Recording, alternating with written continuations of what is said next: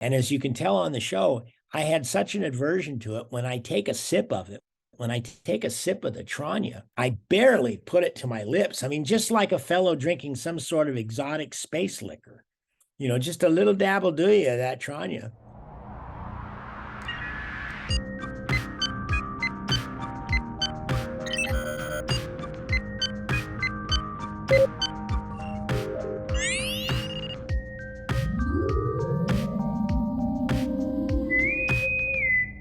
Obviously, I want to talk a lot more about tons of other things in your career because your career is so massive, but this is a Star Trek show, so you got to start digging into the Trek. And it's funny because really Star Trek is one of the earliest things on your resume because your very first appearance in Star Trek is the very first season. And that's, I believe it's like the second episode of the first full season, which is the Corbomite Maneuver. You played Commander Balok. It's a really fun episode. Can you just kind of tell us the story from the beginning of how you booked the gig? Oh boy, how I booked the gig. Well, first of all, I wasn't a newcomer at all. You have to realize that by 1965, 1966, I had been acting professionally for 4 or 5 years. Yeah, you've been I on the mean, Andy I Griffith Show had a few times done, also, right by then? I did a couple episodes of The Fugitive. I did a wonderful episode of a Bonanza called All Ye His Saints, and it was a Christmas episode, and it was the first season they did when they went color, and when Pernell Roberts left the Ponderosa. So I did this episode. It was written by a great writer named Bill Blinn, who wrote what was the football movie Brian Song. Bill Blinn wrote that. Well, he wrote, as a very young man, he wrote an episode of Bonanza called All Ye His Saints. And I was the lead of that episode, and I couldn't have been more than 5 years old. Wow. So, with the help of my dad kind of tutoring me and I wouldn't even say he was teaching or coaching. It was just, he was like a child actor whisperer. My dad had this wonderful ability to boil down what a person needs to do as an actor to prepare. And it was so simple. And I learned it. And, I learned a lot of it by osmosis because I watched my brother do it. Yeah. So anyway, I auditioned, and I remember auditioning for Star Trek. And because I remember we practiced outside, and Dad had read the script and knew there was going to be a lot of razzmatazz, and I was going to be in a kind of a silly costume, and I was playing this in 600-year-old. I was a 600-year-old alien commander. And, I prepared the material. They told Dad and I originally that they were going to run my voice through a synthesizer. And that's how they were going to alter my voice. And so, okay, well, I needed to learn the dialogue, of course. And as it turns out, they didn't use a synthesizer. They found a wonderful voice actor who did my voice. And, I'm brain locking on the fellow's name now. It's easily retrievable. The man who did my voice was absolutely phenomenal. And I can never give enough credit to him because, he gave the character that kind of adult vibe that there was no way I was going to do it. And also another thing too, I mentioned this a lot, they asked my dad if I might be willing to shave my head bald. I was curious about that. They had seen Balok as being a shaved head. And that was a non-starter for me. I was in the second grade, and I was not going to go to my second grade class with a shaved head. I was not going to, that was a humiliation beyond humiliations.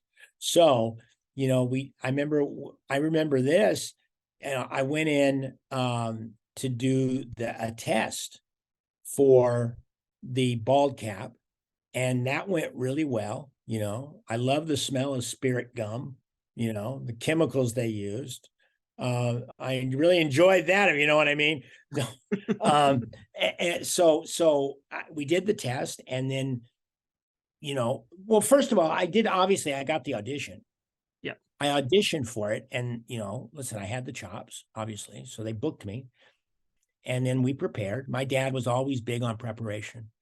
I was always the most prepared actor there on the set, even as a little guy, and there were times in my career as a child that I would look at these other adults fumbling for their dialogue, and I'd wonder, well, what's wrong with them? Why can't they get it? Why don't they practice? Why don't they do a better job? This guy's pretty stiff. And I remember saying that as a young boy, and I'm a little embarrassed because my acting chops was not awesome, but for a kid I was good. So anyway, so it comes time to do the show, and it was a day's work, and I do have some faint memories. One memory I do remember is they brought me to the set. They showed me where I was going to do my scene, because they were filming, the crew was filming on another side of the soundstage. And so I didn't meet anybody. I was there on my set, and then all of a sudden I heard the two bells that signified they had cut. What in show business on sound stages, when they roll camera, they do a bell. And then when they cut camera, they do two bells. And I'll never forget, Matthew, I heard the two bells, and then I felt and saw the crew and some of the cast members start walking towards my set. And I remember feeling pretty good, like, okay, I'm getting ready to go to work here. Enough with the standing around. And we started doing the stuff. And the rehearsal, everything was going good. The prop man then poured the Tranya, and I saw right away that it was pink grapefruit juice out of a tin can, which there ain't no way I'm taking a swig of warm pink grapefruit juice out of a tin can. It just, come on, Dad, why couldn't they put, apple juice or grape juice or not grapefruit juice? And Dad, that's the secret, is grapefruit juice. Dad had the prop man pour him a big water glass of it. And my dad in front of me drank that down.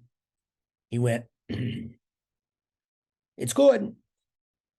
Clint, you're gonna drink that pink grapefruit juice and you're gonna like it. And if you see the show, and I did, didn't kill me.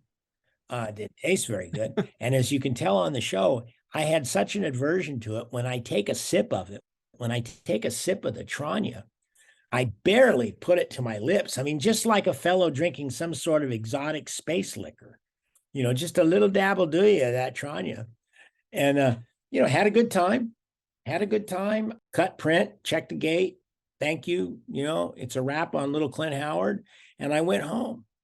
Didn't think much of it. It was a fun experience. Oh, the one more thing I'll add is the little costume that they had me in was itchy. And oh man, I remember the boots were too tight. And it was like a kind of a sequins material, but it had no lining.